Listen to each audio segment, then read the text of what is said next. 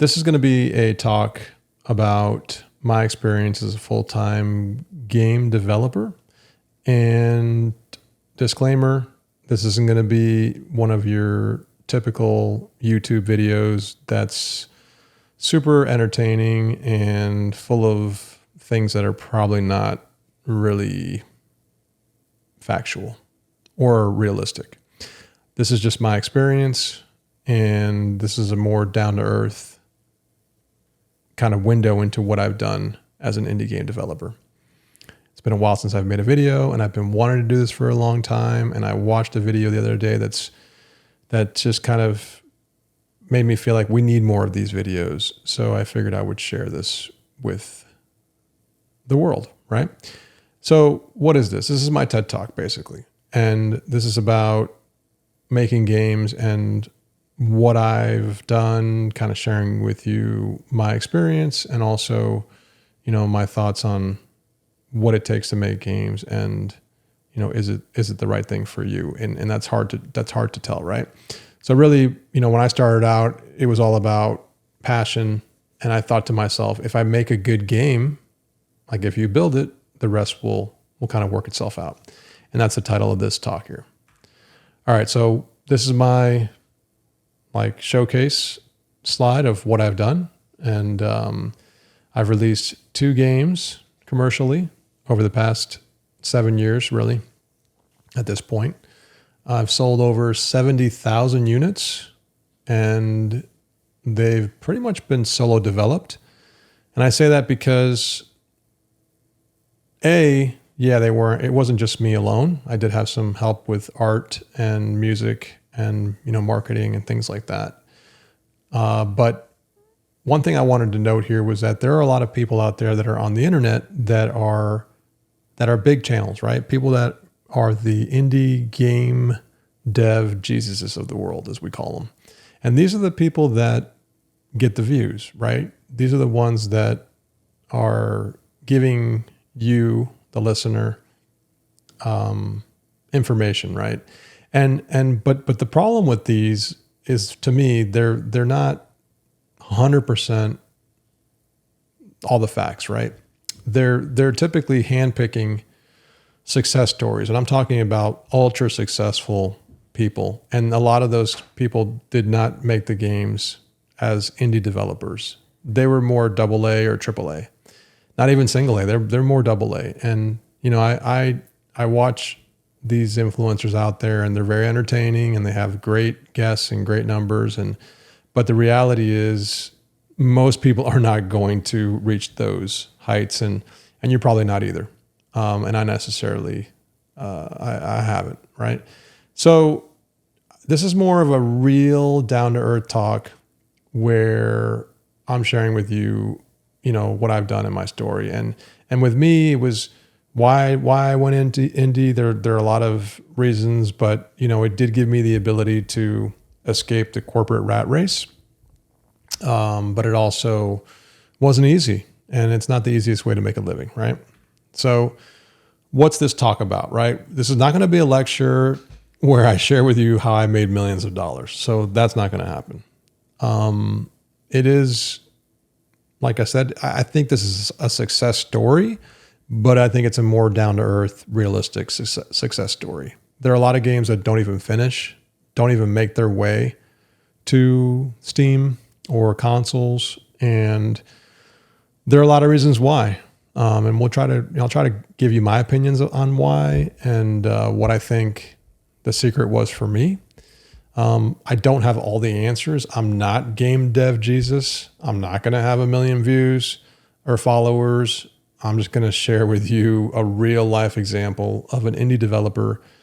And just to give you some background, I'm in my late 40s. I've been working on games for, it's been about 8 years total since I started. 7 or 8 years. 7 years. Close to 8, let's call it that. 7.5, right? And then to be technical. But I've been doing this for a while. And before that, I worked in corporate America, and we'll get to some of that in a bit. This might be a long video. I'm going to warn you now. So if you are here for the good stuff, you can fast forward to the end. I'm going to share some sales figures for you and kind of some numbers on how my games have done. And this is just my story, how it turned out for me. And I will share some of the lessons I think I've learned along the way, and also talk about what's next for the studio. All right. So my previous life, we just touched on that basically. And I worked for the most part, I've worked in technology a lot of my life. And most jobs I've worked at, most companies were your corporate America companies. I've worked for one or two smaller companies, been a contractor. I've worked in banking, and every single job I felt like I've ever had, and you probably feel this way too if you're like me, they felt very soulless at times. And I was pretty depressed most of the time. And I think that part of my issues were, this can't be it. This just can't be it. And then dealing with a structure and dealing with having to raise your hand to go to the bathroom and going to meetings and being put in these awkward situations that you really didn't want to be in, the stress and anxiety from it. There was just a lot that I really wasn't very, very happy with, right? But it's what we have to do to make a living. And I may have to do it again at some point. So, but I had a lot of experience making software for companies, making business apps, making some, consumer apps, and being a manager, being a director, things like that. And I just got burnt out. I've always loved video games, and, I tried to work on games for my profession. I worked at EA Sports at one point, albeit it was a low level job, and I was trying to work my way up. It just didn't pan out for me. It was too low level. And at the time it was a bit of a sweatshop situation. And I really wasn't, gonna work in that environment. And so I left. I've always wanted to work on games, but I never really knew how I can do it or how I could actually afford to do it. And even today, I still struggle with that. But we'll talk about that later on. I obviously made the decision to leave, and I went full time. And we'll go through kind of like the timeline there. But I made some sacrifices, which is why I said this isn't a rosy picture, right? You have to be a bit passionate, or at least I was passionate and almost insane to do this, to take on the kind of profession of being an indie developer. You pretty much have to be driven to do that in some fashion, right? Whether it be you want to make a game that you've always wanted to play, or you might be an entrepreneur, because a lot of this stuff is entrepreneurial, and you do need to have business as part of your repertoire, right? You need to be able to make business decisions and think like a businessman, because it is a business at the end of the day. So what did I do? I actually left my job. Well, they actually let me go, which worked out because I got somewhat of a severance, which that kind of worked out. But I was literally going to quit, and they just so happened to let me go. So that was kind of weird. It was one of those things where I just felt like maybe this is meant to be, because I was going to leave without even having any severance from them or any benefits from them. And fortunately, my wife was working, and I was able to, get benefits through her job, and your situation obviously may be different. But I was a father and had responsibilities, but I sold my house. And I moved into a smaller place, and I put some money away, paid off some debts, and made some hard decisions and sacrifices, right? To fully commit to this. And you may have to do that too, because making games is hard work. It takes a long time to make them. And it also is something that, it's hard to do it part-time. You can, but it's really hard to make a commercially viable game part-time, especially when you have a family. So this was my road. and this is how I did it. All right. So I always loved making games as a kid. I really love sports games as well, especially as I got older. I loved football games. We all know what happened to the football industry and kind of where it went. A lot of the competition died. We were left with one major player, and we have some people that are trying to break into the space, but it's really hard. And the fans are really, I think that there's a lot of frustration out there, and I can make an entire video. I can make 20 videos, and if you follow my channel, you do know how I feel about this, but I think the fans out there have a lot of things that they are dealing with, and I don't even know if they know what they want. But football has become very much, just like other sports, they've become very monopolized and monetized, and it's all about licenses. It's all about AAA features and graphics. And I think that when you're talking about indie games, I feel like first of all, the indie dream is dying, in my opinion. I feel like the golden age of indies were in the early 2010, 12 range. But I think indie gamers are people that are gamers, right? Like real hardcore gamers who like wizards and kings and, zombies, and, they like cozy games. They like strategic games. They like card games. I mean, you see some of the games that are being being sold on Steam. There are games that they're not a lot of sports games, right? And so it's hard. And you might be asking, well, then why did you make a sports game, right? Like, why did I make a sports game? Well, we're going to get to all of that. And you'll understand why. But I started by modding football games. I actually, I used an editor before that, edited rosters because we didn't have the license. And, I was always interested in how they made those. How did they actually break into the code and figure out how to change the actual rosters in a game? I always thought that was really interesting. And I started to work on that. I started to do it part-time while I was working a full-time job. And then I was dabbling with game engines like Unity, Unreal, Game Maker Studio. I worked on several prototypes.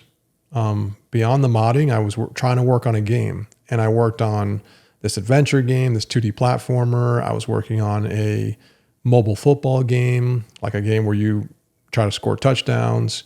And I was using Unity at the time. And then I went into Game Maker. I really didn't like Unreal because Unreal felt too hard for me to grasp. But then Game Maker, I ended up choosing because I felt like it was the best tool for 2D. And a lot of people use Unity, obviously. So I was working part-time. My first game was Legend Bowl. And I was working part-time on that back in late 2017. And I documented a lot of the process on my YouTube channel. But I went ahead and left or was let go from my job. And I jumped head first into making my first commercial title, which is Legend Bowl. Before we get into that, and again, this is going to be a long video, so I'll try to put some timestamps in there maybe for you. But this is going to be a long video, like I said, and I just don't want to make multiple videos. So hopefully you can pick what pieces you want. And again, this isn't for clicks. This isn't for me to become a big YouTuber. That's not what I am. And that is one thing I want to mention is there are people out there that make games. There are people out there that make YouTube videos, and there are people out there that make both. I find that the people that make both probably aren't doing solo dev. They probably have at least a partner and some funding. Or they do YouTube as a hobby and they somehow blow up. But it's really hard to do YouTube and make a game.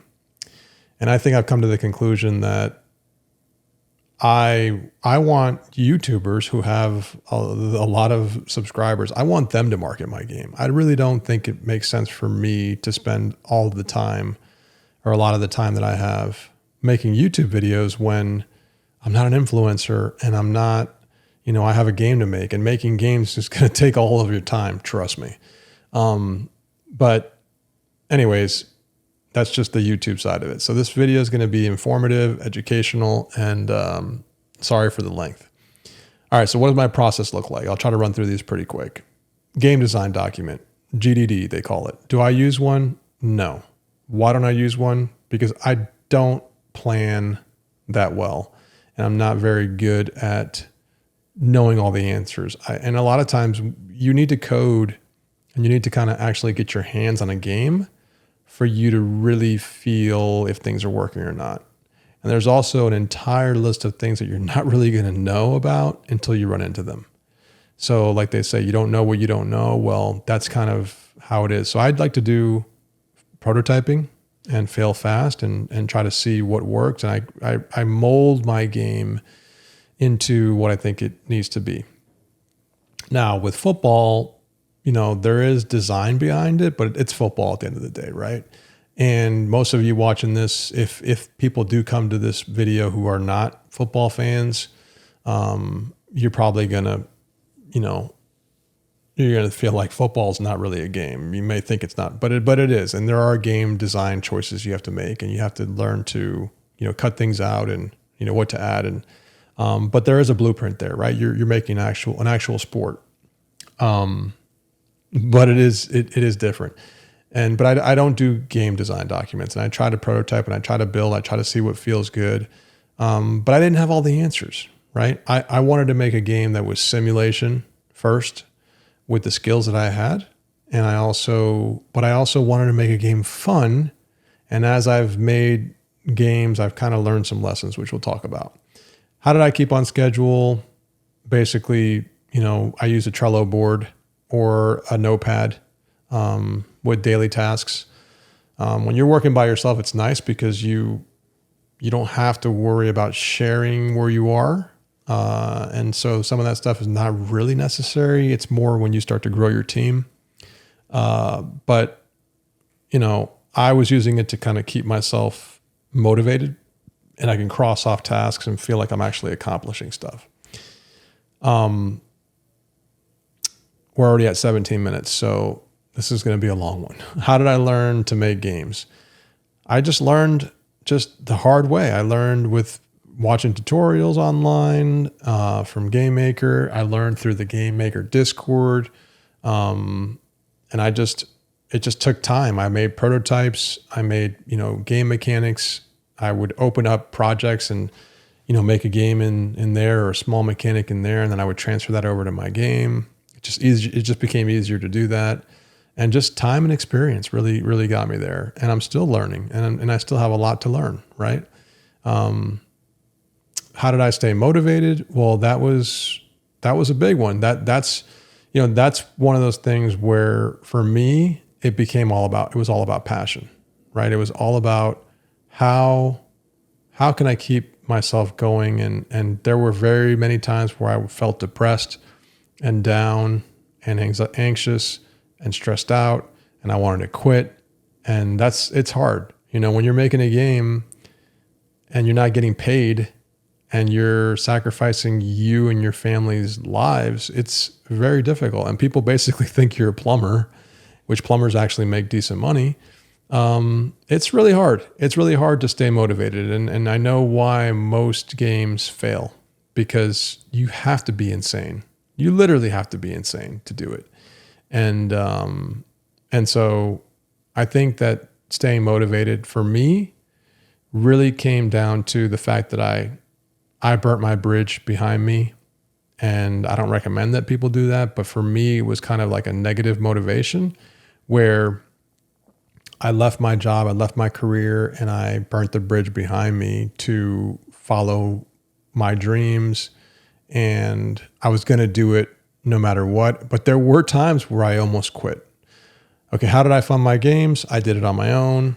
How I found help through Discord, mainly through the Game Maker Discord.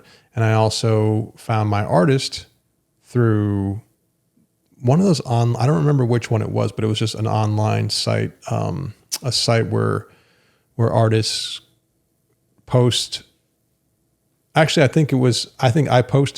actually put a post out there on what I was wanting, and I forget what the site is, so I apologize. But but somebody replied and he was really good. And I went through a few other artists that weren't good or were too expensive or didn't know what they were doing. And you kind of have to, one of the things I would say about that is when you're looking for help, whether it be from a musician or an artist or a programmer, especially the artists, they're very, very, very interesting. And they have these, they're motivated by different things. And some are motivated by money, but a lot of them are motivated by like what they want to do. They kind of call the shots, and you have to basically be at their mercy, or you have to pay a crap load of money. And then maybe you have someone who you can, kind of work with and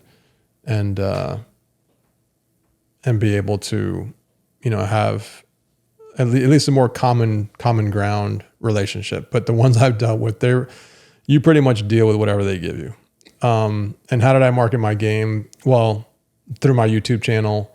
I did some Twitter ads at the time, and they really didn't do much. And then, I had a publisher, but also influencers, right? Influencers are a big part of this, and they help a lot. So what's my first game? Legend Bowl, right? Legend Bowl was my first game that I started back in 2017. And if you're familiar with games, this was way before Retro Bowl was even a thing. I was thinking about games that reminded me of Tecmo Bowl, the name, right? And a quick side note, when you're starting out your indie development career, there are business decisions that you have to make, and one of them is like the name of your company. I actually had a name called Level Ready Games at one point, and then I switched that over to be Super Pixel Games. But really, it's just a bucket that you need to kind of have there to collect revenue and pay taxes on it. But it's really not a big deal. I made LLCs, and I'm not really going to get into the business side of it. But there are decisions like that you have to make, and you have to be able to navigate through that. And one of those things was the game's name, right? And I made the name Legend Bowl, but I did that partly because I wanted something that wasn't really out there for SEO purposes, right? I didn't want a name that people could find 20 different things on. I wanted a very unique name. And I really don't even know if today that even made a difference, but that's how the name came to be. It was a Simcade football game, simulation arcade. And I tried to make it as close to 2K football as I could, because that's like my top of the mountain, goal, right? That's like the best football game I've ever played in my life. And I've never, I've always wanted to make something very close to it. I still want to, even today. And I made the decision to roll with Game Maker because it was the best fit at the time, I thought, for building 2D games. It seemed pretty intuitive to learn.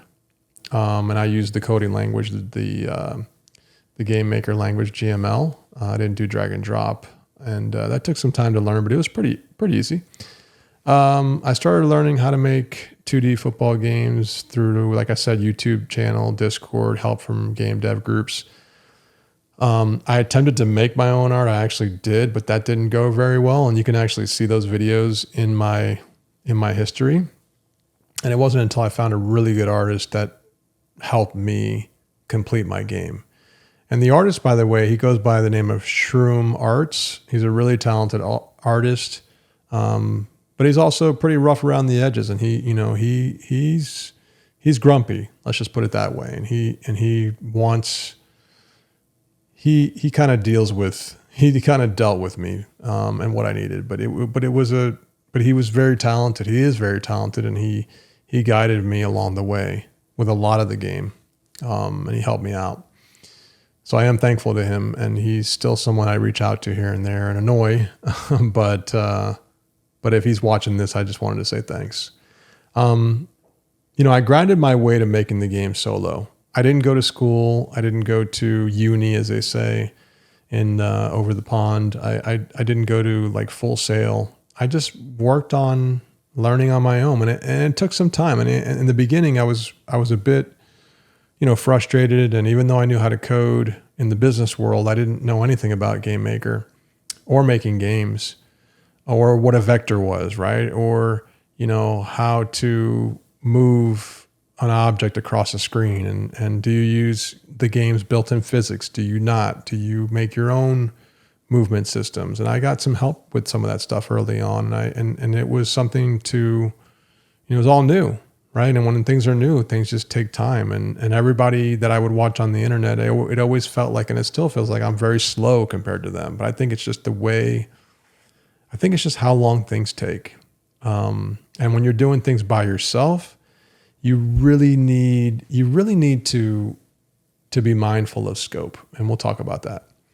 I also built a community of people that have helped me along the way. A lot of people helped, and they were beta testers for the game, and they were very, they had a lot of contributions towards the game. The milestones for Legend Bowl, it took me 3 years from the minute I started working on it full time, which was late 2017, to get it to early access. Okay, I was able to get the game on early access on November 19th of 2020. So it's approximately 3 years. And then it took one more year, and that was September 2nd, 2021. So less than a year to get it out on Steam as the full release. And we'll look through some of those numbers later on. The game was updated for another 2 years after that. So, it's interesting because if you go on Steam and you look at the reviews, a lot of people complain about games not getting support. And my game, even on there, you'll see, complaints of people saying that basically like you leave them hanging dry with issues and whatever. But the game was updated for 2 more years after the full release. And I added a franchise mode to it. And I also fixed a lot of the gameplay issues, fixed some bugs. And so you're talking about a total of 3, 4, 6 years. 6 years full time. And when I set out to make this game, I actually had the naive thought that it could be done in 1 year. And literally 6 years it took to make it, which is crazy. And I would not recommend that for anybody. But that is also a result of being a solo developer. And you're going to have to kind of swallow that pill that if you're going to do this on your own, get your scope down as much as possible, but you're still going to have to realize that this is going to take a long time to do because you're just one person. And the smaller the game, the less it will take. But trust me, when you think you're almost 80% done, you're basically like 20% done. And that's just the way that it works. So keep that in mind for all of you aspiring indie devs out there. I did battle some mental issues too, like nothing that I really went to a therapist for. Maybe I should have, but depression and social anxiety, working as an indie game developer, you're in solitude a lot of the time. You're by yourself and you're staring at a screen and you're typing things to people on Discord or these imaginary, social, members that you have, and you're talking to your spouse or your friends about your game and your struggles and your issues and this is one of the things I like about making games or programming is you're always solving problems. You're always banging your head against the wall. And I kind of like that, but it does take a toll on you. It really does. And along the way, you're going to battle some of these issues because you are by yourself and you're not getting paid, and people kind of look at you. I had friends that looked at me like I was going nuts, and they're like, "What are you doing? You can't just leave your job, and you can't like." And I think part of that is you'll find people that care about you, and some that don't, and they're trying to protect you, and they have fear, and they'll basically try to tell you that what you're doing is crazy. And they'll make fun of you, or they'll say things to you that aren't the best, or criticize you. And a lot of that stuff comes from fear and love at the same time, but you're left feeling like you're questioning yourself too. You're wondering, what am I doing? Like, why am I doing this? And that's a really difficult thing. It really is. And I still struggle with that. After Legend Bowl, I did struggle with what the next project was going to be because for me and my story, I set out to make a football game. And that was my That was my plan, was to make a football game. And I accomplished that. I actually accomplished it. I actually released it. The next 2 years were me working on it for us to go to consoles. And I got a publisher, and they helped port the game because I did not know how the hell to do it. It was really hard and really annoying. So I let them, figure it out. And actually, I did become a licensed developer for all 3 of the major platforms and major consoles, which took some work and took a lot of knocking on doors. And I got through, and I was able to get on Nintendo, PlayStation, and Xbox. But then when I tried to work on it, I immediately saw that there were performance issues. And it's interesting because when I first set out to make this game, me being as naive as I was and ignorant, I didn't even think for a second that there had to be any optimization. I didn't even think about that because you're just making a 2D pixel art game in today's world, right? With these processing powers, and it didn't even cross my mind. And in the software world, like the business world, you don't really worry about optimization. It's not something that you actually need to worry about. And with games, I quickly realized that there were performance issues when I tried to go on the Xbox, which was the first one I did. And when I did that, I was like, whoa, the game was running like a snail across the screen, and it was very slow, and I couldn't believe it. And I'm like, what? I just couldn't believe it. And so that's when I kind of, reached out and tried to find a publisher. And that's also very difficult to do, especially with your first game. I don't even know how people get funding for games. I find it to be remarkable that people can get funding for a game.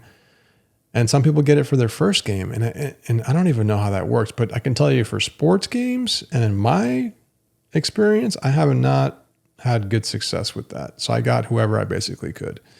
So then we'll talk about the sales figures later. But one of the major things that I think helped with Legend Bowl sales is our YouTubers online, like influencers, right? And you'll see, there's Angry Joe on here. There's Not the Expert. There's Soft Drink TV. There's QJB. These are big time influencers with millions of subscribers, hundreds of thousands to millions of subscribers. And I think that they helped my game, but I really was never able to correlate the sales with their videos, which is interesting. But the game did pretty well. My second game, which I'll gloss over really quickly, was when I was trying to work on my next game. I didn't know what to do. I didn't know what to make. I know I spent a lot of years working on a football engine that people seem to enjoy. And I said, well, if I can't figure out another game to make, let me just take this engine and let me just repurpose it in the college universe, right? Because Legend Bowl was in the professionals. And so I went ahead and made College Bowl, and it only took me under a year to develop. And the game added a variety of new features. It doubled the number of teams from 16 to 32, 16 to 32 teams, I think it was. 32 to 64 teams. What am I thinking? It's 32 teams in the pro, and then 64 I went to make. And one of the things about doing that, by the way, is the game did kind of slow down because of that. The loading times were increased because you're loading double the data at times. But it is a bigger game. And it's my best game to date because it really is on a successor and an add-on to an already, nice engine, right? So it was improved. And that took about, like I said, almost a year to make, and it's only sold 7,000 copies so far. And this game came out on Steam and on June 20th in 2024. So it's been about a year that it's been out, and it's sold 7,000 copies so far. As far as wish list goes, I know you guys are going to want to hear some of these numbers. When Legend Bowl went into early access, I think I had around 2,000 wish lists. When it went for the full release, I had like close to 9,000. And then and it's gone up to like 20,000 over time and even higher at times. And I've had a pretty good conversion rate too. I've had like a 33% conversion rate, which I think the standard on Steam is 15%. So it's done pretty well. For College Bowl, it was around 11,000 wish lists from before I released it, which is pretty good. That's more than what Legend Bowl had, but the sales numbers didn't really come with it.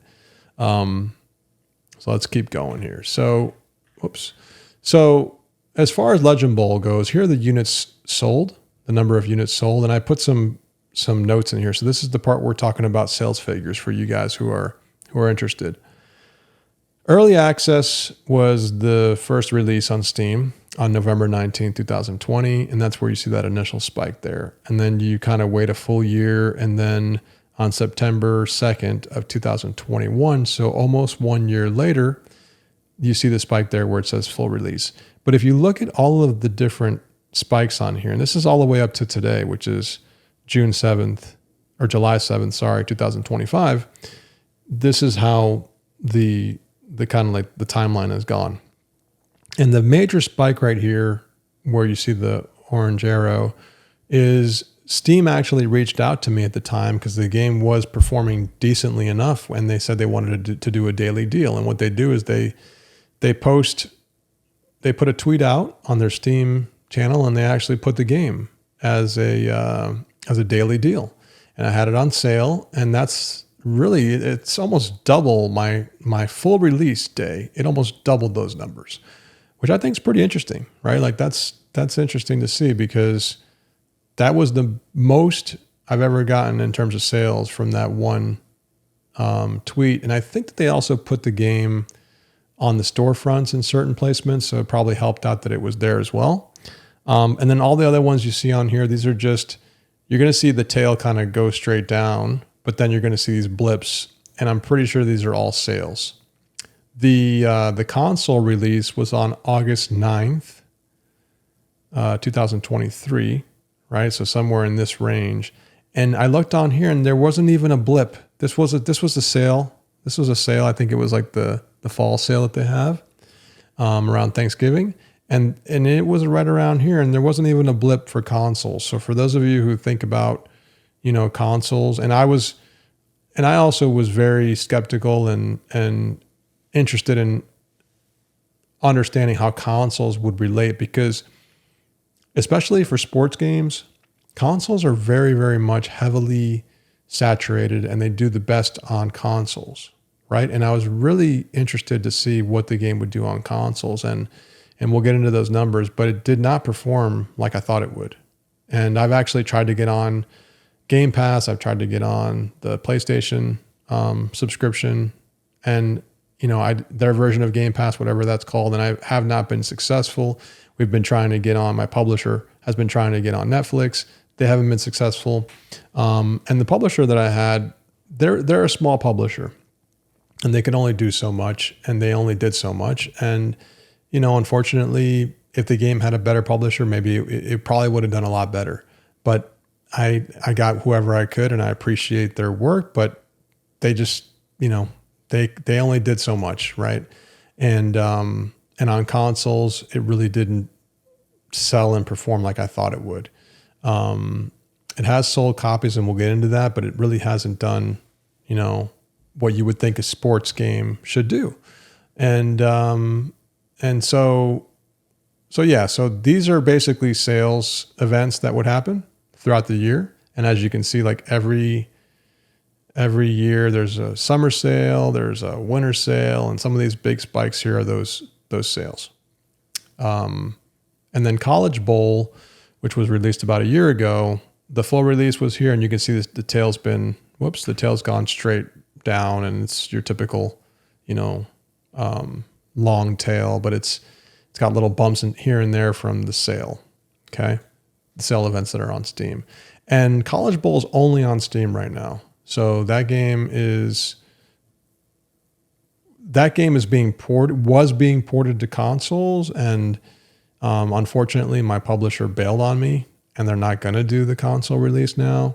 So I'm kind of stuck right now trying to figure out how to get it to consoles and if it's even going to make it there, because it hasn't sold as well as, maybe it needs to sell in order for a publisher to get it. But I'm still going to try. I'm still going to try to get it out there. In terms of revenue for Steam, this is all of my revenue that I'm sharing with you now. And this is the net revenue. Steam has gross and it has net. I think the gross revenue total, let me see. So I have some numbers here. All right. So what you're seeing here is the net. This is the net basically after Steam gets their 30% and after everything minus taxes. So this is my gross before I pay taxes. But the Steam's gross was like 772,000. And then they have returns, chargebacks, and all that stuff. And that becomes like 594,000. And then that turns into this number here after Steam gets their cut. And if you look at the history, this is probably the spike around here when early access came out.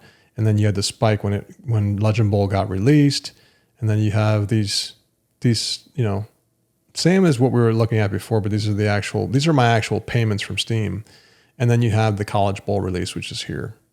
And the College Bowl actually had a very similar start to the Legend Bowl one, but you also have to see that this also includes Legend Bowl, right? So it's not just College Bowl. This is my Steam payment combined. So when College Bowl came out, this became what I got paid with both together, right? If you look at the console sales, this is pretty informative too. We have all the different consoles that we're on. This is PlayStation North America, Europe, Epic Store, GOG, and then some other online like sites that we sell on.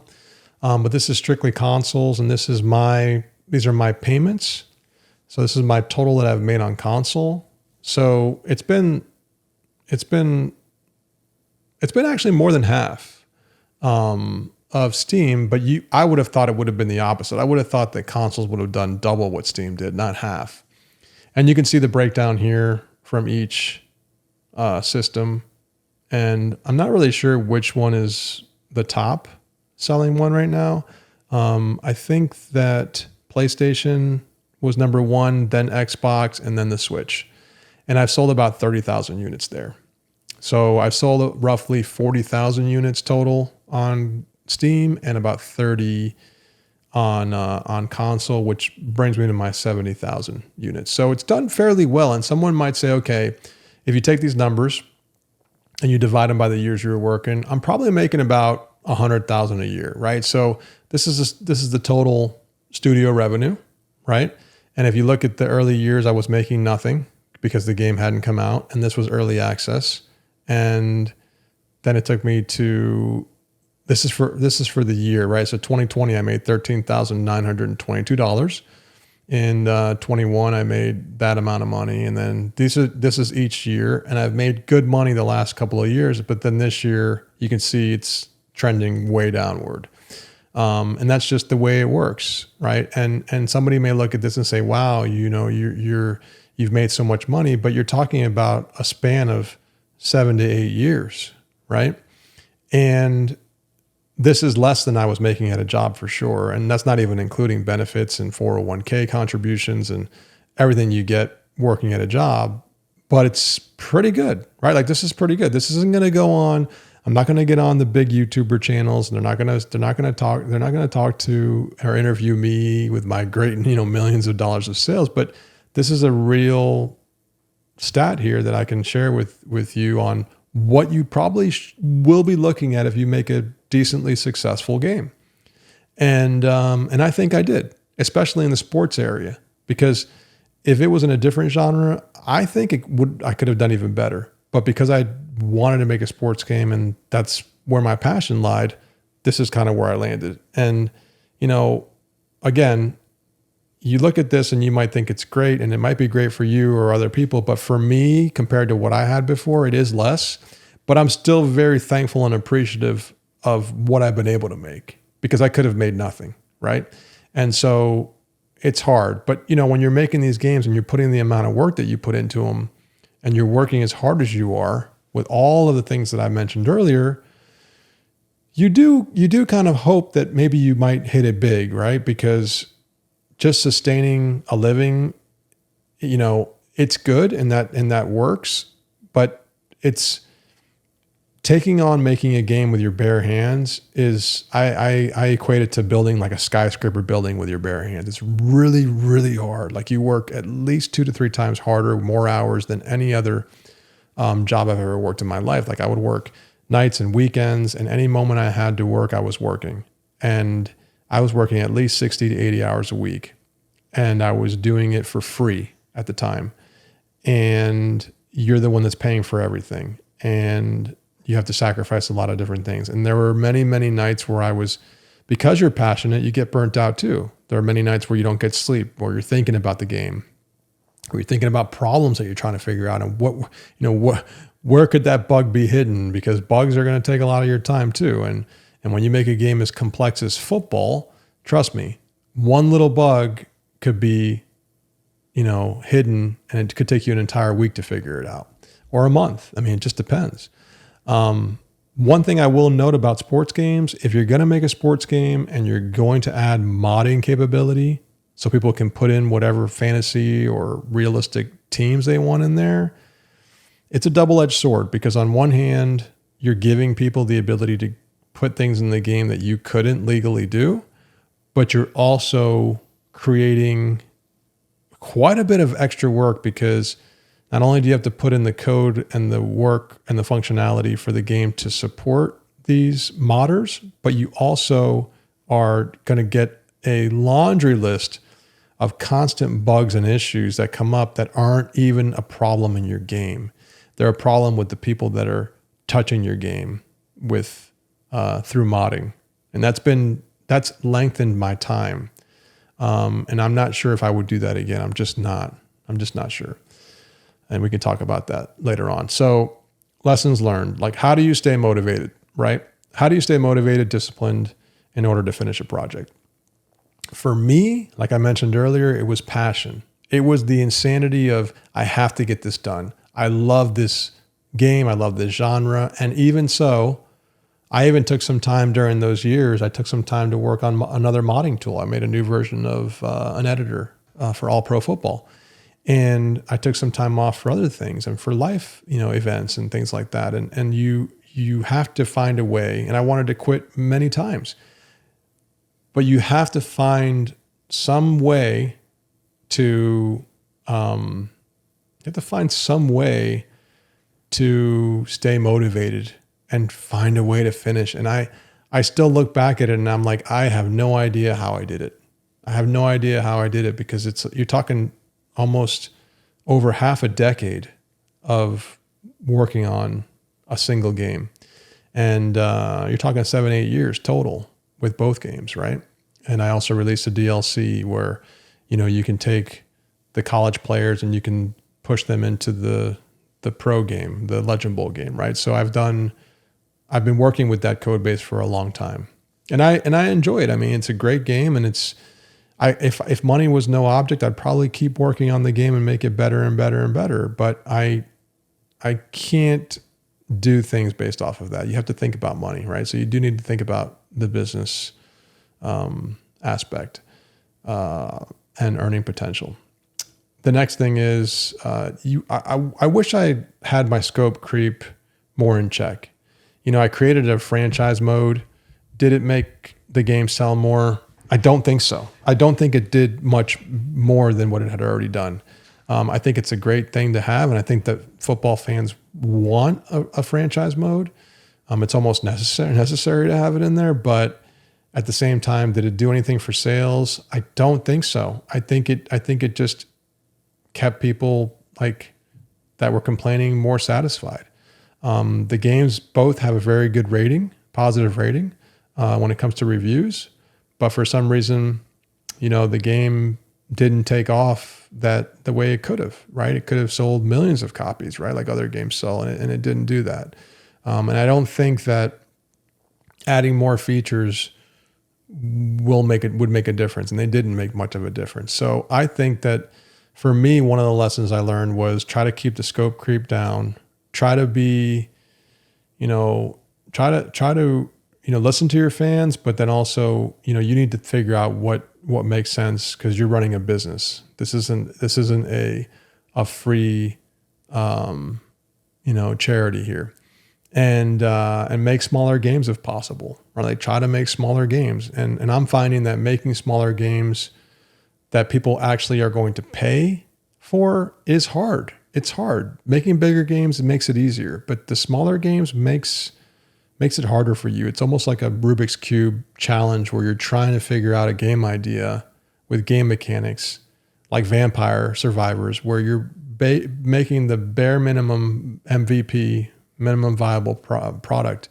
It's hard. It's really hard, right? And I didn't do that. I built the game that I wanted to make, and it's done well.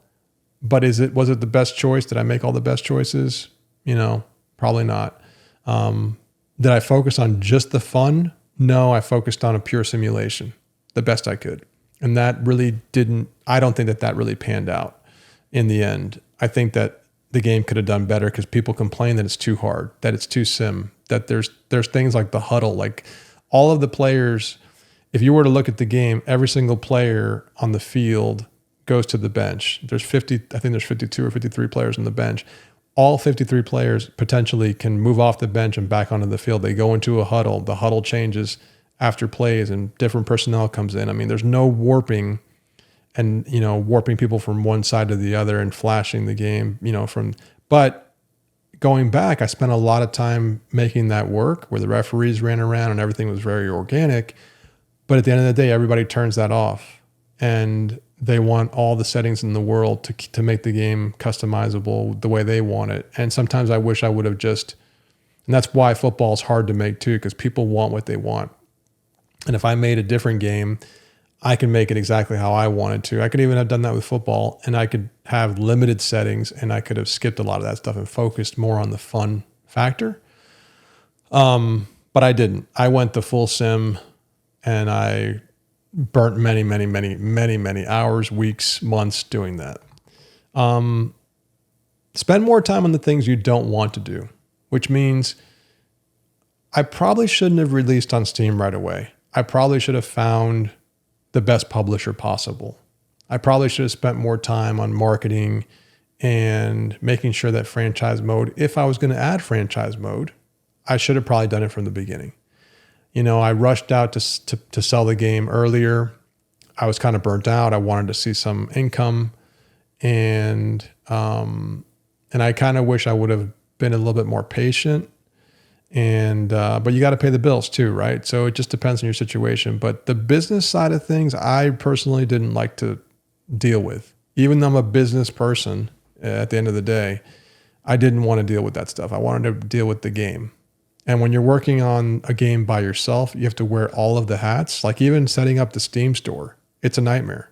It's an absolute nightmare.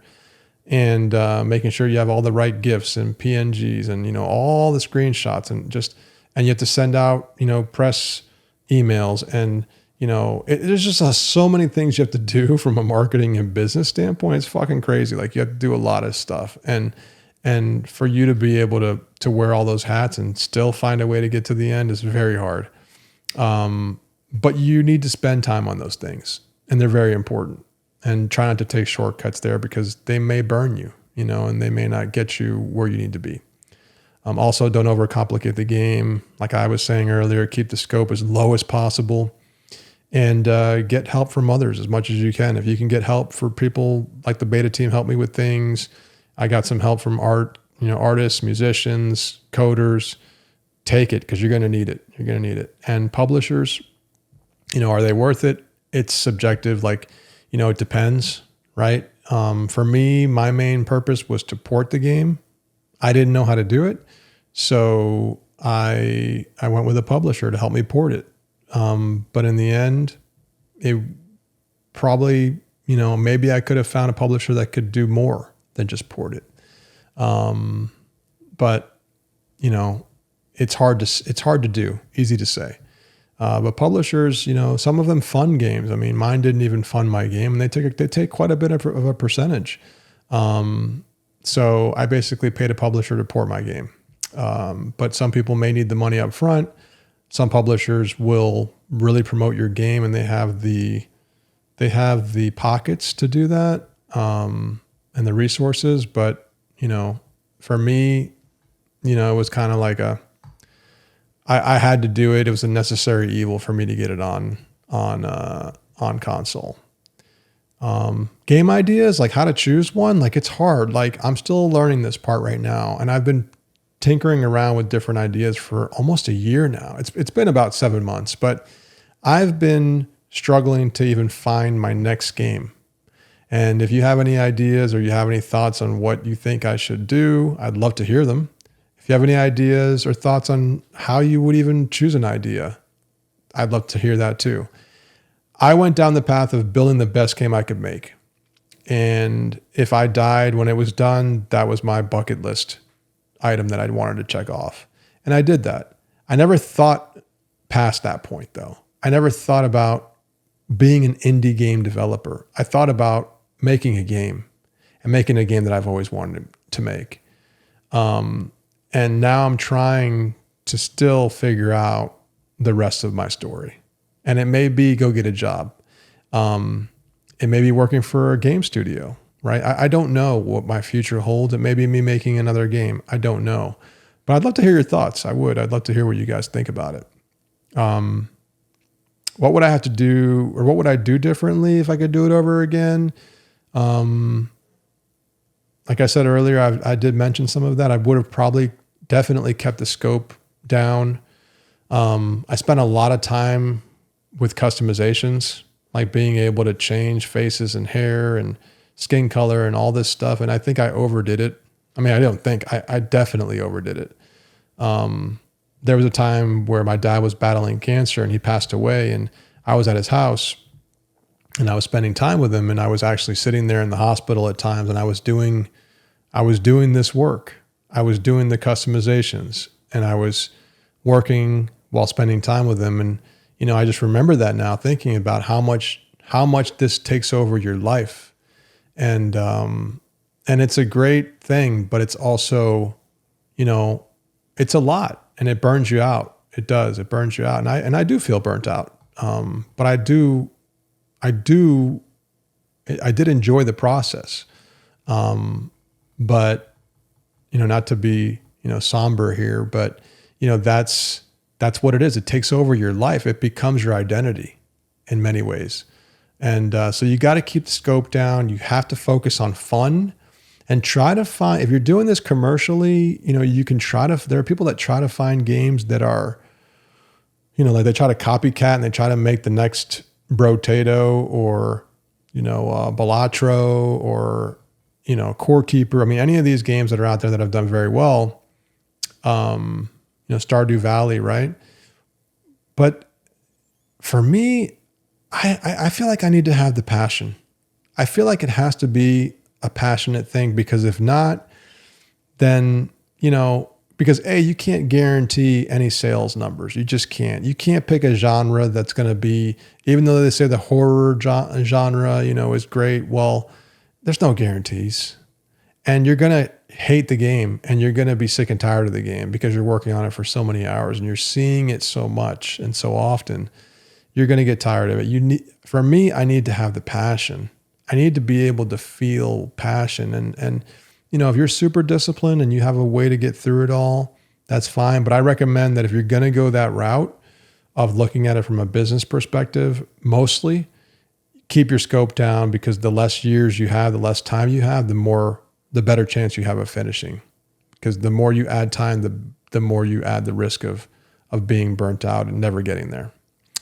But for me, like what's next for the studio, I still don't know. I still have to figure out how to get College Bowl ported. I would like to do that. That's been, a sore spot for me now. And I also have been trying to figure out what game to make if I'm going to make another game. and go from there. So if you have any ideas or thoughts, leave them in the comments below. You know, I'm not a YouTuber really. I'm not trying to become a big YouTuber, but if you guys have anything you want me to talk about, or if you have any questions, I'd love to hear from you in the comments. I know it's been a while since I've done a video, and you know, this is kind of my post-mortem from all the stuff that I've done. And this is my TED Talk. So I do appreciate everybody who stopped through. I can't really take any questions right now, so leave them in the comments. If this was a stream, I really don't even know how many people would come, but I wanted to see if people might, benefit from this. And it was a long video. So hopefully you got to the end. And if you did, thanks for watching. I appreciate it. Later.